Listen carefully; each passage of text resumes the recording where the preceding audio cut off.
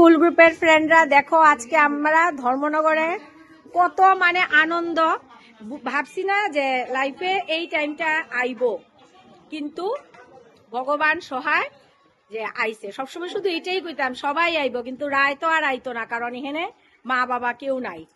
যাক, আমরা আজকে স্বপ্ন পূরণ, এর বেশি আর কিছু কইতাম না। দেখো সবাই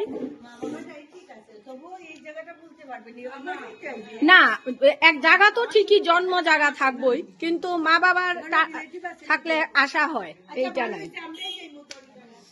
আর এই যে আমাদের কাক শিম শিলচর থেকে এসছে, আর দীপিকা আধা আধা কাঞ্চনপুর, সব আজকে একদম মানে জমে ক্ষীর আনন্দ।